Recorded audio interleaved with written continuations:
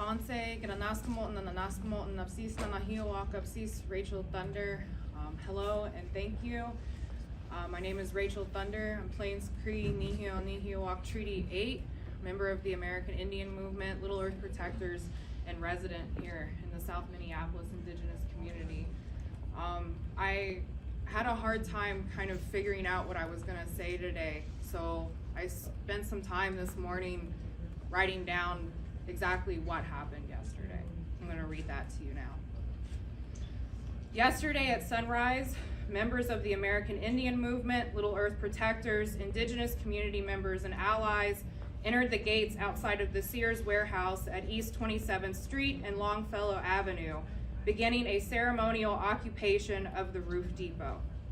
We lit a spirit fire, held a sunrise ceremony, filled our pipes, put up a teepee, and began making camp through ceremony.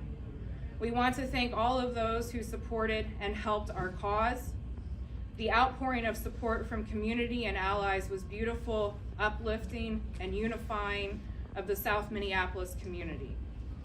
During the entire occupation, there was never any drugs, alcohol, weapons, or violence present at Camp Nenoocaasi. The prayer and ceremony held at the site was led by Indigenous community members for the betterment, protection, and health of all South Minneapolis community, the land, and future generations. The entire Minneapolis Police Department encircled the neighborhood at 6:15 p.m., shutting down Hiawatha, 26th, 27th, 28th, and the footbridge entrance. Minneapolis Police Department surrounded Camp Nanakasi and ordered us to disperse within 10 minutes. The police department used a saw to cut through the fence at the south entrance of the camp, and police began detaining Indigenous aunties and women around 7:15 p.m.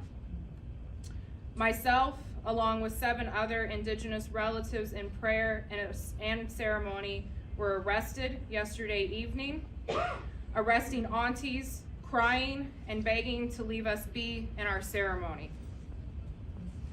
I was kneed into the MPD cruiser, injuring my right leg. No rights were ever read to us. We were charged with misdemeanor trespassing, and no paperwork was given to us once released, and they dropped us off in the street outside of the Homeward Bound shelter instead of taking us downtown, quote, in order to control the optics. We know the order for the raid on the Camp Nenoocaasi came directly from Mayor Jacob Frey's office. We know the city is scared and intimidated by the power of our people, the power of our communities, and the power of our ceremonies. This show of force and violence from the Minneapolis Police Department under the city's orders is testament to their fear. Our occupation was nothing but prayerful, peaceful, sober, safe, and unifying. The Minneapolis Police Department has stated that they will not show up for nonviolent crimes.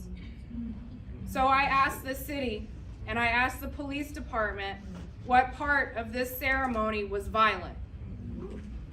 This was a prayer and ceremony for our people, for the land, for our communities, and for the well-being of all people. I also ask, how can there be charges of trespassing to Indigenous peoples on stolen, unceded treaty land? The United States government's revoking of the Dakota treaties, but maintaining its claim to all the lands included in those treaties, represents perhaps the ultimate legal sleight of hand. The famous analogy applies here of a real estate agent transaction in which the buyer decides after the closing to stop making the mortgage payments, but still occupies and claims to own the house. The 7.5-acre parcel of land, known as the Roof Depot site, sits in what has been dubbed the Arsenic Triangle, a part of the South Minneapolis contaminated by a long defunct pesticide manufacturer. The site and surrounding neighborhood was declared a federal Superfund site in 2007, and the United States Environmental Protection Agency removed 50,000 tons of contaminated soil in the area.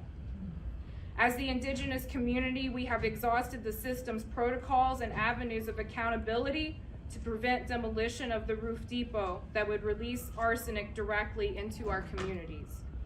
We are standing together united and in solidarity to say that we do not want the city to demolish the roof depot. We want to have control of the site to create an environmentally friendly food center to feed our people and boost our economy. During the occupation, we were not trespassing because there is no trespassing on stolen land. The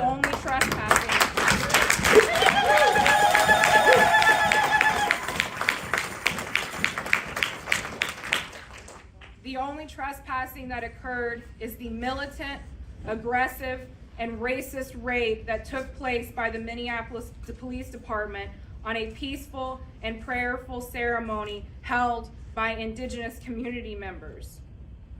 Tomorrow at 8 a.m., we invite all of our relatives and allies to caravan with us from the Little Earth United Tribes to the City Council meeting. Let our voices be heard loudly, clearly, and unified.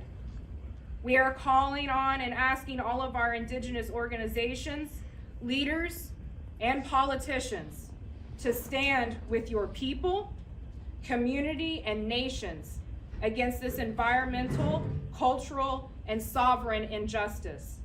We are firm in our prayer to stop the roof depot demolition, to ensure a healthy future for our community, our people, and children, and to demand that these militant camp evictions and raids cease immediately in the city of Minneapolis. Thank you.